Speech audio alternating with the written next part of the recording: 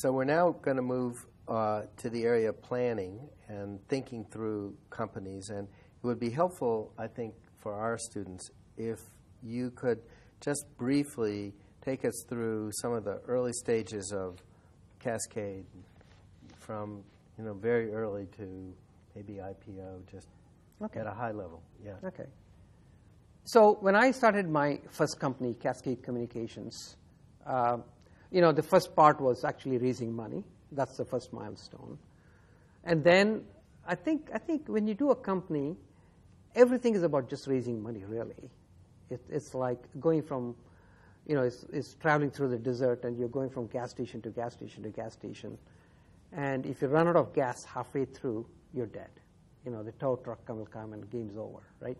So how do you make sure that the gas that you have, you use it properly to get to the next gas station? So you first raising the first round of finance is a big deal.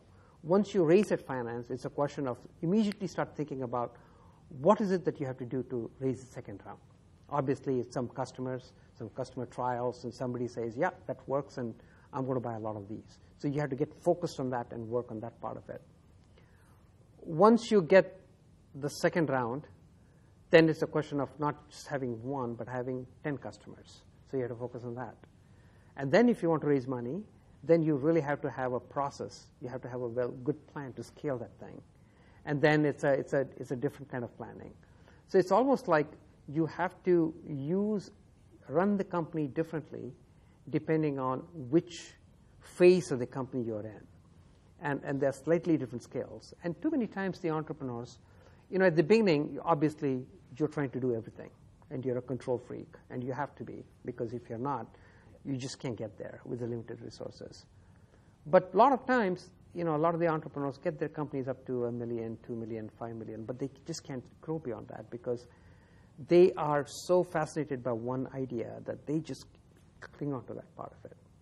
And so learning how to delegate, how to empower other people and bring the other team members, everything else, that becomes important. So you need slightly different skills at different stages of the company, and you just have to learn. And it's a tremendous growth opportunity for any entrepreneur.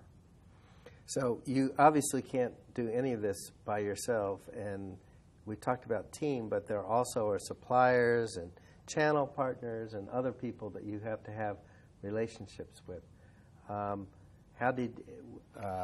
At Cascade, how did you begin to think about those issues? Well, I think number one, you have to have a vision that you're going to be very big. And that means that you have to be able to tell the story as to why you'll be so big. And that's so these people will want to do business with you, right? Oh, absolutely. Right. Because it's just not worth their time to do business with you when you're so small. For example, when we started Cascade Communications, that was just about the time when, before that, people always built their own manufacturing. You built your own production line, everything else. You manufactured your own product. When we started Cascade, we moved away from that, and we used contract manufacturing. But the contract manufacturing, they were used to doing things for big companies, 1 million units. We don't have 1 million units. We have 10 units. But how do you convince those people that if they did 10 today, that they actually will get to 1 million units? And getting them to buy into it and getting them to pay the attention to actually serve you and accept you as a customer is a big part of building a company. And as the company grew, did the relationships change and grow as well? I mean, you got these early relationships, and then the company grew like wildfire. Did you have to manage and grow and change those relationships as well, or? Yes, I think what happens is when the company gets large, you always have multiple relationships because you don't want to have a single point of failure. And then I think it becomes a little bit more of running a business because at that point you can hedge, you can have contingency plans.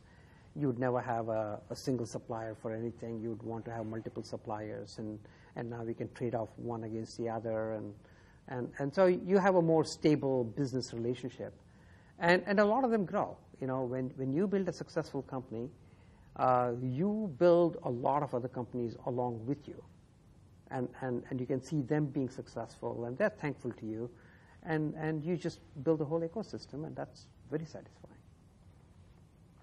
So we talked about this with customers, but with suppliers, if there's one question you think that entrepreneurs ought to make sure they ask and understand from the supplier or the channel partner, what might that be? Well, number one, the entrepreneurs have to be realistic about how much they can get their suppliers to invest. So if they're making something and they're making hundreds of those and you just want a couple of those, or make them slight modifications, I think that's a realistic ask.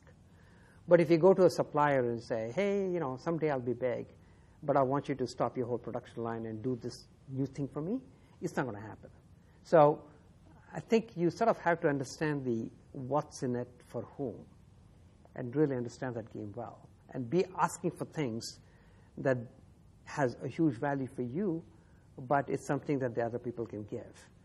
But even to give what they have, you still have to do a lot of selling because you're nobody.